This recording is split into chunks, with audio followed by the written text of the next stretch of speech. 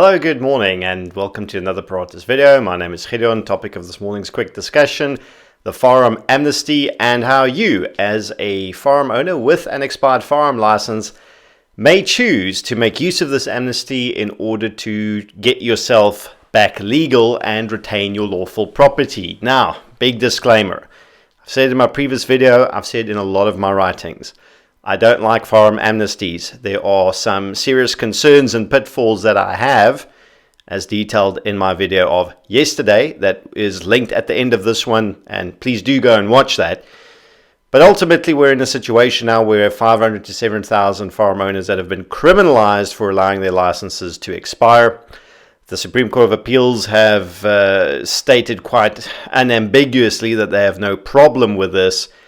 And now we've got a 6-month amnesty. Now, as per my discussion with Max Rosley last Sunday night, also linked at the end of this video, that you can go watch that hour-long live stream we did, bit of a question-answer session. My concern is that when this amnesty expires end of January next year on the 1st of Feb, if it expires and you sat with a firearm of which the license had expired, and you did not make use of this amnesty to try and get yourself legal again, you are probably going to sit with consequences. You will not be immune from being prosecuted. And as much as we know that they can't prosecute 700,000 people and put them in jail, the penalty for unlawful possession of a firearm of which the license has expired can be up to 15 years in prison, which is severe. Again, disclaimer, I am not a lawyer. Yes, I know how to read, okay? I'm not a lawyer. If you need legal advice pertaining to this, I suggest you pay a consultation fee and actually consult with a legal professional. All that I'm going to do here is go through the actual gazette and a few other points to try and give you a bit of clarity about how to do this. There has been no directives issued yet to the SAPs, so they might not even know how to handle this. But times are wasting and we need to get cracking with this if we intend to. So let this be a guide. I might revise it in future. Without wasting more of your time, let's jump straight in. So on screen now, you're going to see the actual gazette.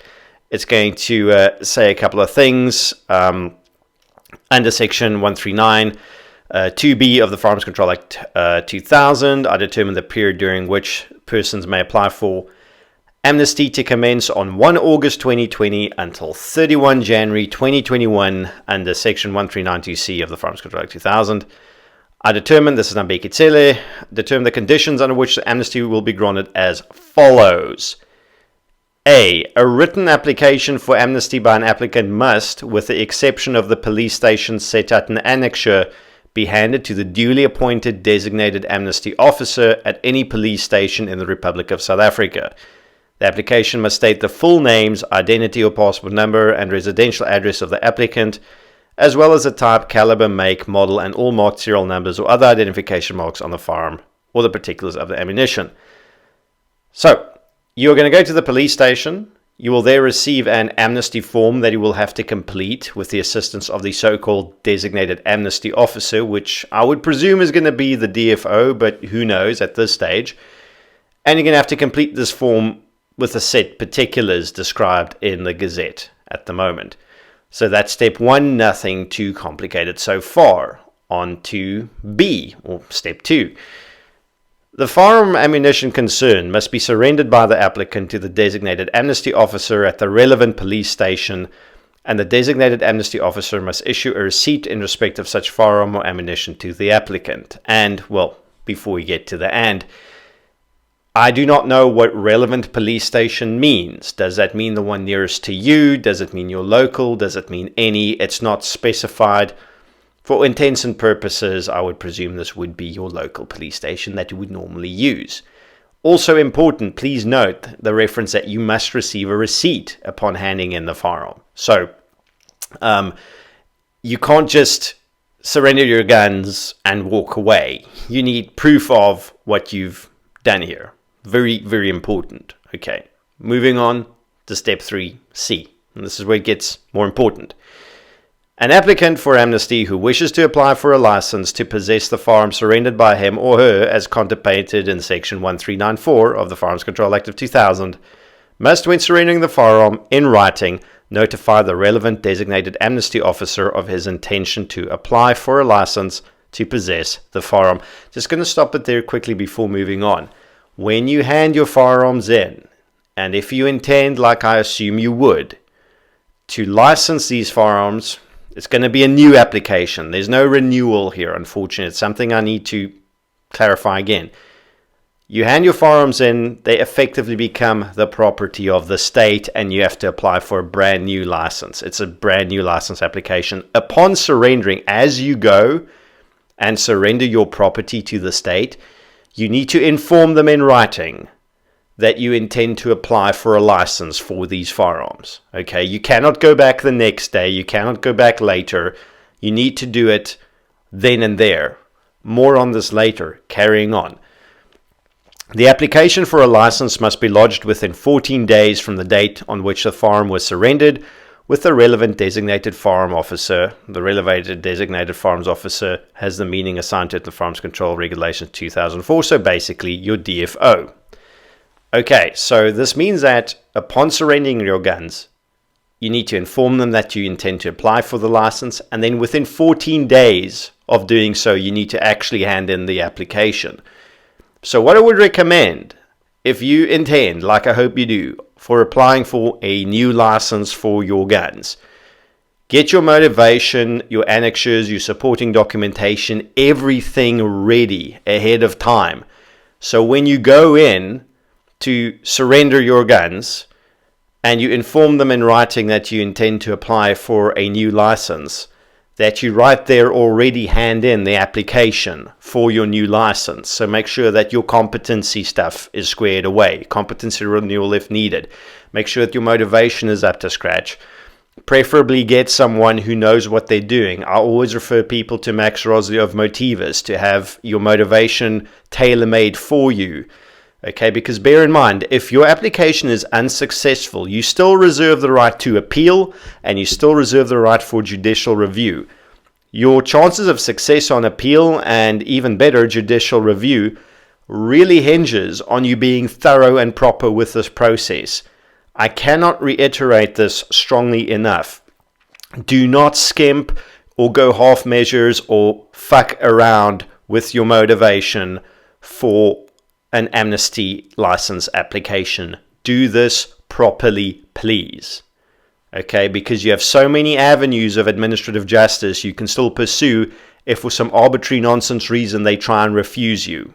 Okay, ignoring the realities of the volume of applications, ignoring the time constraints, ignoring everything else.